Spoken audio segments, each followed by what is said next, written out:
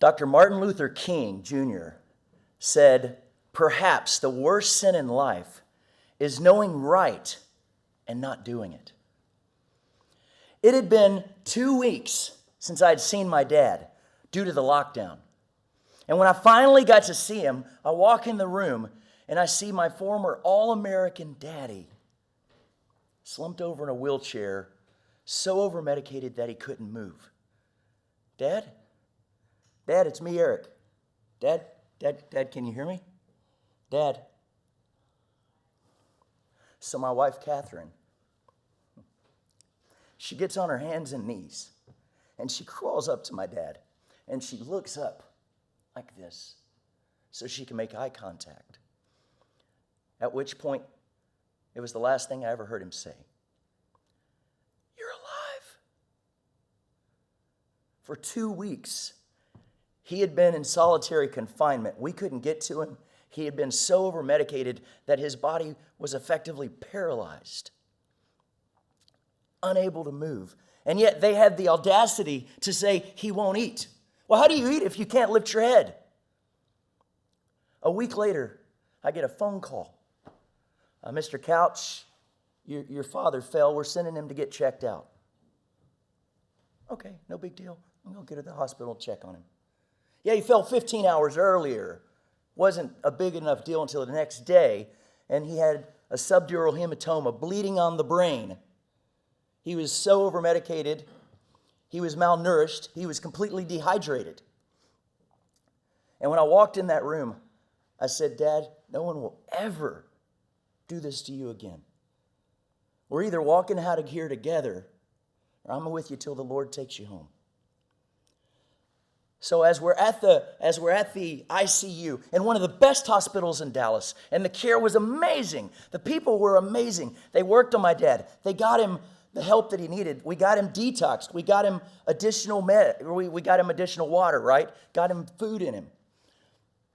And yet, one night, Dad hadn't been sleeping. He's like a rabid animal because he had been so overwhelmed and just treated like a prisoner of war. That they've got him tied down because he had actually been getting aggressive with people. And again, 78 years old, still doing 50 push-ups and sit-ups a day. So he's strong like an ox. Hadn't slept, finally falls asleep. This male nurse comes in about 3 a.m. Wonderful hospital. But the guy walks in, sees a loose EKG on Dad's chest, and rips it out, along with a chunk of hair. Dad wakes up, starts swinging, except he's tied down. And I kid you not, the nurse says, "Man, he's aggressive." Are you kidding me? Like, you ripped a chunk of hair out of his chest. He hadn't slept in over a week. He's finally asleep. Of course he's aggressive. And that's when it hit me, this disconnect that we have, right? We had been in a facility that we paid $9,000 a month for, and yet there were issues. We had been in a Medicaid facility when we ran out of money, which it wasn't the best place. There were issues. We were at the #1 hospital in the area. Phenomenal, but there were issues. See, everybody needs an advocate looking out for them. We all do. Has anybody in here ever been an advocate for someone or had to take care of a family member that had a long-term care need? Almost everybody has a story, right? So it hit me, this need, this disconnect that we were having. And I came up with this simple formula I call TRIP, the TRIP method, TRIP.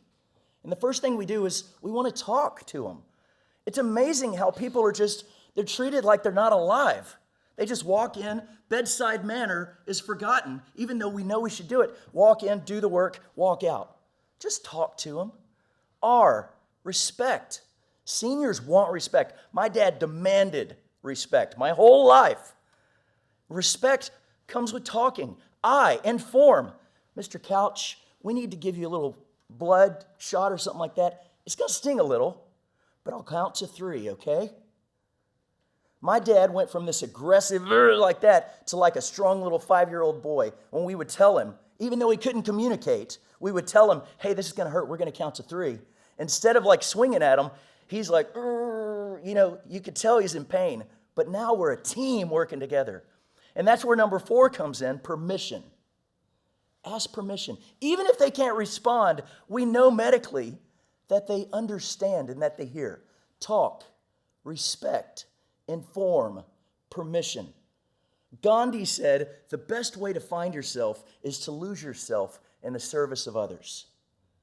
I am a senior advocate.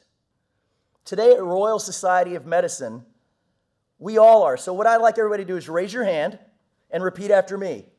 I am a senior advocate. All right.